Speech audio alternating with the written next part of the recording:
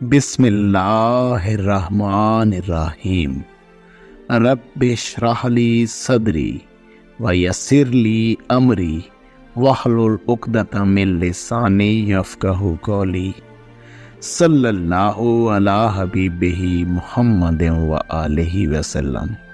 السلام علیکم احباب صدق و وفا، امید کرتا ہوں آپ خیریت و عافیت سے ہوں گے اور اللہ سبحانہ تعالیٰ کی قربتوں کو سمیٹ رہے ہوں گے۔ باج فقیرہ کسے نہیں ماریا، باج فقیرہ کسے نہیں ماریا، اے ظالم چور اندر داؤ۔ لہٰذا وہ علم حاصل کرنا ضروری ہے جو فقط اللہ کی ذات کے عارفوں کے پاس ہوتا ہے، فقراء کے پاس ہوتا ہے، اور وہی علم ہوتا ہے جس سے انسان اپنی ذات کی نفی کر کر اللہ سبحانہ تعالیٰ کی قربت تک پہنچنے کے معاملات کو پاتا ہے۔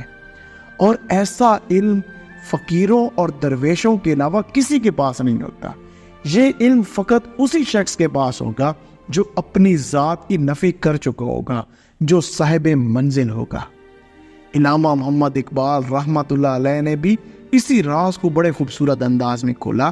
آپ فرماتے ہیں، جلا سکتی ہے شمع کشتہ کو موج نفس ان کی، جلا سکتی ہے شمع کشتہ کو موج نفس ان کی، الہی کیا چھپا ہے اہل دل کے سینوں میں۔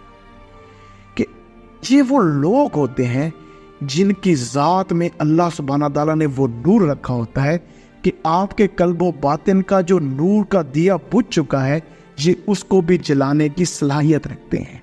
ہاں فرما رہے مالک کیا چیز رکھ دی ہے ان کے سینوں میں کہ یہ جس سمت نگاہ ڈالتے ہیں اسی شخص کے دل کو زندگی دیتے ہیں، اسی کے قلب و باطن کو اللہ کی ذات کے علاوہ، تیری ذات کے علاوہ ہر چیز سے پاک کر دیتے ہیں۔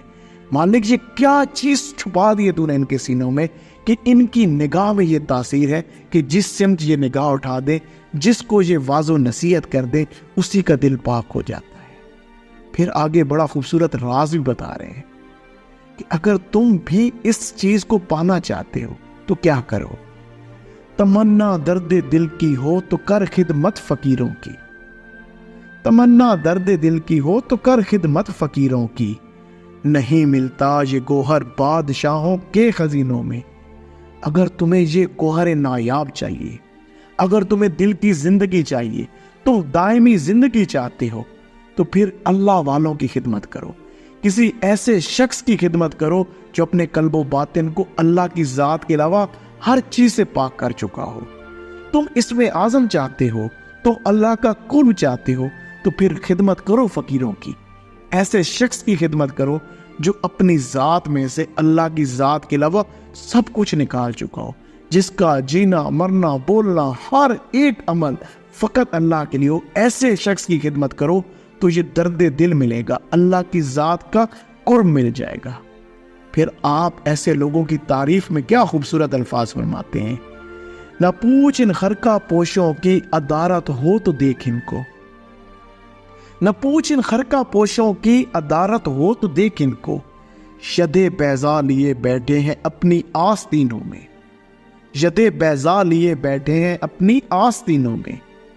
کہ ان کے متعلق زیادہ سوال و جواب نہ کرو، یہ کون ہوتے ہیں، کیسے ہوتے ہیں۔ کسی شخص سے اگر تمہیں ایسے کسی اللہ والے کا پتہ چل گیا ہے تو پھر جاؤ اس کی صحبت میں بیٹھو، اس کی زندگی کو دیکھو، اس کے صبح و شام کو دیکھو، اس کے معاملات کو دیکھو، تم یہ دیکھو گے کہ وہ فقط اللہ کی ذات کے لیے سب کچھ کر رہا ہے، اور ید بیضا لیے بیٹھا ہے وہ اپنے آستینوں میں کہ اللہ سبحانہ تعالیٰ کا نور اس کے اندر ہے، اور وہ ایسا نور ہے کہ وہ جس سمت وہ نور کی نگاہ ڈال دے وہاں پر بھی وہ زندگیاں دے دیتا ہے، وہاں پر بھی وہ مردہ دلوں کو زندہ کر دیتا ہے۔ تو کسی ایسے فقیر کے پاس پہنچو، اس کی صحبت میں جاؤ اور اپنی قلبی زندگی کا سما کرو۔ اے باپ، اللہ سبحانہ تعالیٰ ہمیں ایسے رہنما اور رہبر عنایت فرمائے۔ اگر اللہ سبحانہ تعالیٰ نے ہمیں ایسے رہبر اور رہنما عطا کیے ہوئے تو ہمیں ان کی قدر کرنے کی توفیق عنایت فرمائے، ہمیں ان کی تربیت سے سیکھنے کی توفیق عنایت فرمائے، اور سیکھے ہوئے پر عمل کی بھی توفیق عنایت فرمائے۔ اچھی بات کو سن کر کسی دوسرے تک پہنچا دینا بہترین صدقہ جاریہ ہے۔ ہو سکتا ہے وہ آپ سے زیادہ بہتر اس بات پر عمل کر جائے اور اس عمل کے نور سے اللہ آپ کو بھی توفیق عطا فرماتے۔